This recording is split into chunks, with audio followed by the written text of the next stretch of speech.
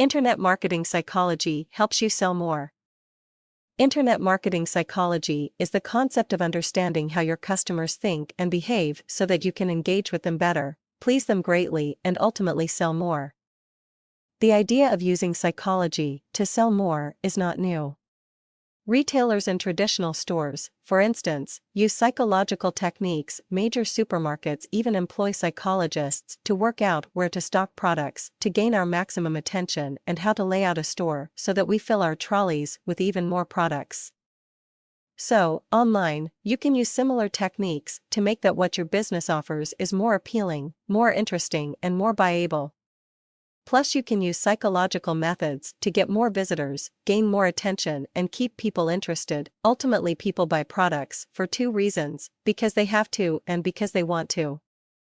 The have-to products, such as food, drink, housing, heating, and so on, are still open to psychological persuasion though. Just because you need water does not mean you have to buy it from one specific supplier. True, you might only get water from your local water company, but you can also get it from dozens of different mineral water suppliers and brands. In other words, you do have a choice even about the most basic of your purchases.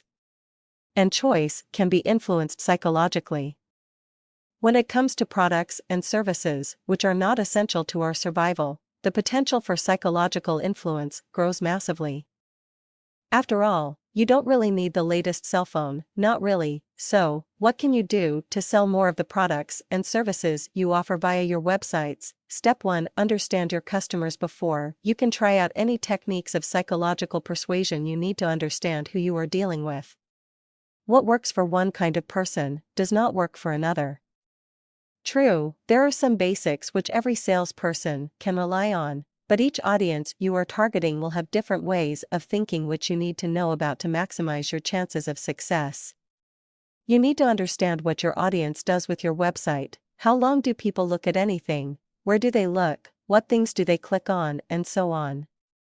Your website analytics can provide you with plenty of psychological groundwork. Plus, ask them, conduct regular surveys which find out about the hopes and desires of your customers and potential clients. Step 2. Focus for speed. Unlike a traditional store, people can visit a website and depart again within seconds. If they don't see what they want straight away, they leave your site and try to search for another website which will give them immediately what they want. Far too many sites present everything, leaving it for the visitor to hunt down what they want. Online, attention spans are very low indeed, measured in fractions of seconds. If you don't make it completely obvious what's on offer, people will wave you goodbye. For many businesses, this ultimately means you need a combination of well-crafted landing pages for specific products and services, as well as a range of microsites which focus solely on one single product you sell. Step 3. Engage. The one thing that ultimately drives people is the knowledge that other people like them. We all want to be loved. If you ignore your customers, if you don't show them you love them, they'll engage less, even ignore you too. Just imagine yourself walking into a traditional store. You look around, show obvious interest in what you are looking at, but the sales staff just carry on, standing in the corner, discussing their love lives. You probably walk out, annoyed and frustrated.